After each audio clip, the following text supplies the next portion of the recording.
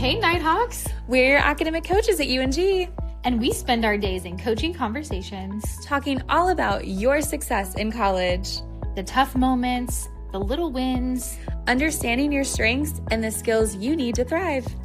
We're here to share real coaching moments, offer you practical strategies, and simple steps that you can apply today. We believe you have what it takes to succeed at UNG, and we're cheering you on every step of the way. This is Nighthawk Coach Talk.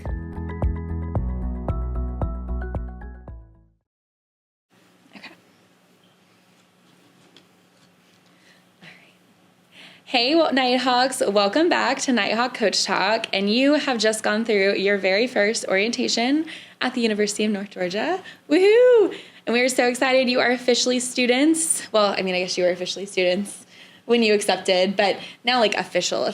Yeah, for real. It's real now. Real now, yes. So I'm back with Hannah Colston, the Assistant Director of New Student Orientation. And we're just going to talk about, now that you've been to orientation, what's next? Yeah, so post-orientation, you've almost done everything. Okay. You're pretty close to the finish. There's a handful of things that you could still have lingering out there. Like an immunization hold, submitting your photo for your Nighthawks card if you weren't able to do that prior to orientation or at orientation, and registering for your parking pass. Oh. That is the big one. Yes. Because that will open August 1st. So it's after all of our orientations have concluded. So okay. Make sure you register your car. We do not want you to get a parking ticket on day one. And they will ticket you on day one, unfortunately. Yes. Yes. So you mentioned a couple good things, like immunization hold. I feel like they're pretty good about communicating if you have one and when that's due. Parking pass, major. You mentioned one other. Maybe photo ID. Photo ID, yes. All very important. So if you didn't get those taken care of at orientation, now's a really good time to get those done in the few weeks you have leading up to school starting. And they can all be done online. They're really quick, really easy. Immunizations, you just upload to your student health portal. You can pick your own picture for your Nighthawks so card jealous. now. I know. Mine was taken in the Convocation Center. I was yellow, and I was on crutches. Oh, my goodness. So my ID card looks really, really good, if you can all imagine. Mm-hmm. But now you can submit your best photo. And they'll print it off for you, which is so nice. I'm so jealous. Like yours is yellow, mine is like no color, and my hair is like super frizzy and the perfect. It's so gorgeous. Every time I'm like, let me just hide this. Yeah. So submit a beautiful picture for your photo ID. That is awesome.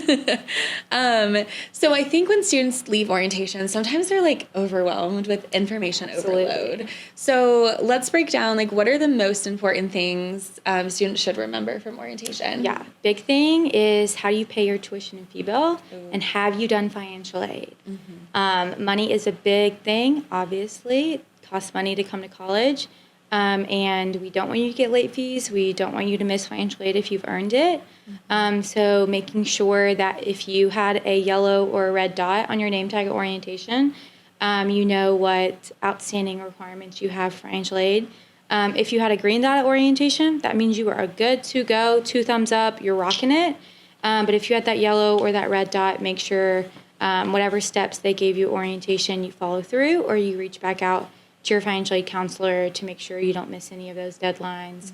Mm-hmm. Our financial aid office is great with working with you if you're coming in a little bit late to a deadline, but just make sure you get that in because sometimes it takes some time for financial aid to be processed. And then knowing how to pay your tuition and fee bill, which you should have been emailed your invoice, or you will be shortly. So make sure you stay up to date with that. Check it if you made any changes to your class schedule, making sure there's no changes to that invoice because you'll need to make sure you get that paid before the end of that drop. Absolutely. Yeah, payment's a big one. And you also mentioned checking your email. Oh my goodness. That is one thing I think students don't realize they should be doing before even classes start. Yes, people are reaching out to you with deadlines, whether it's housing information, move-in, sign up, or anything from financial aid, immunizations. Yeah. registering for the parking pass. Sometimes your professors will reach out to you with the syllabus early on, which is really nice because you guys don't have access to the learning management system that we call T2L until like right before classes start, but your professor might be kind enough to email you a syllabus so you can get a good look at it and look at your class book list well beforehand. Absolutely. Is there anything else students should really hold on to from orientation or take action after orientation? Anything else? I think holding on to the fact that we know this is new, we know this is stressful, and you have support here at UNG. You may not know where to go. You can come right back to us at orientation, and we will walk alongside you to the right office, give you the phone number for the right office. Like, don't feel like you have to like kind of, float in the abyss of like, I don't know, but I also don't know who could help me. And I don't even know if I need help. If you're in that kind of boat your first couple of weeks, just ask someone. Just come by an office. Doesn't matter if it's orientation, university, college, like the dean of students office. Like our whole job truly all boils down to, no matter what office we're in at UNG, is to help support student success. So we're going to help you in every way. And it's not an inconvenience for you to pop in and be like, I think I need help, but I don't even know how. Yeah. Yeah, I think like literally anybody you meet at UNG is so willing to help. And so if you have any question, even if it seems like a silly question or you're like, I'm afraid this is going to be a dumb question, we have heard everything and anything. We have heard literally everything. Like, I promise you, you're not the first to ask, you're not the last to ask. And there are truly no dumb questions. And it might be a question that you're like, I don't think you can answer this. Yes, girl, we can. Or we will find somebody Or we who are can finding answer. someone who can. And then suddenly you need help moving from Patriot Hall to the Sweets Hall, and you've got a golf cart that's going to meet you at 11:45 in the morning. I love it. Yes, UNG is on it. Like, that is one thing I will We're say. gonna get you. We're gonna get you sorted. We're gonna get you help, and it's gonna be quick and easy and painless. Yes, absolutely. Another really great tip that I was thinking for students, if you also just like have a question about financial aid or dean of students or orientation or literally anything, I just Google like UNG financial aid, and the contact information pops up for literally everything. Yes, Google and the letters UNG in front of anything. I still use it as a staff member. I do too. It's so easy. It's so simple. And you might get your answer, or you might just find the contact that you need for a deeper answer. Like, our website is so thorough. Yes, and so easy to navigate that UNG and Google is going to find you the answer. Absolutely. Yeah.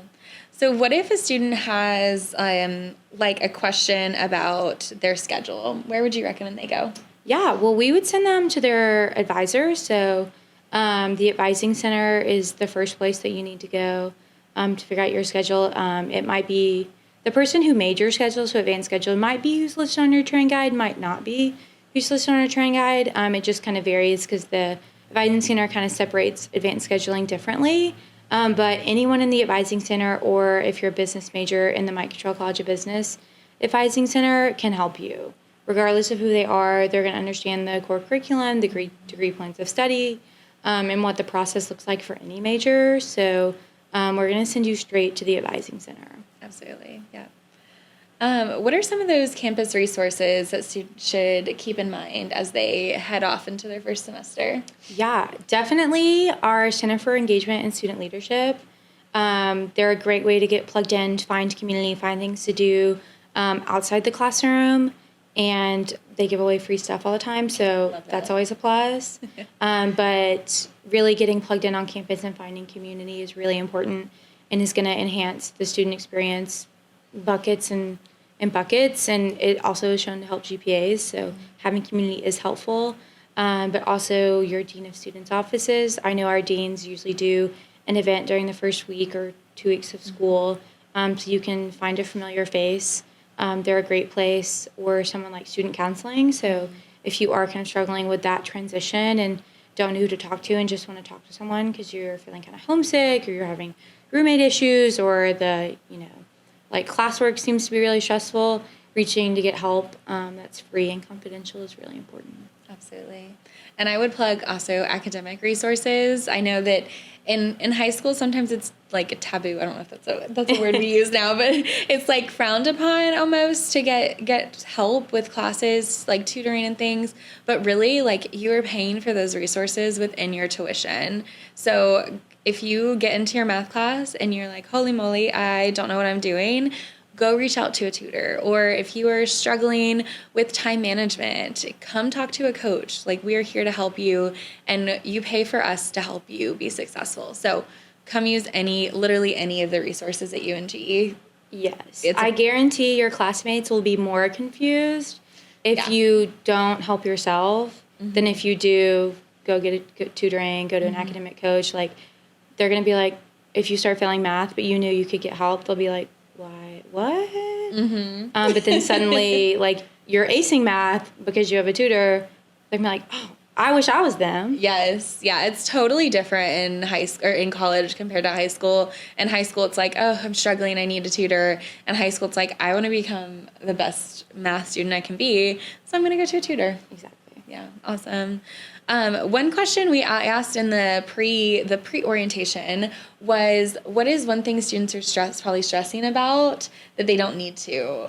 What about that transition, like after orientation, pre-start of college? What do you think people are stressing about that they shouldn't? Ooh, that's a really good question. Put you on the spot there, so sorry.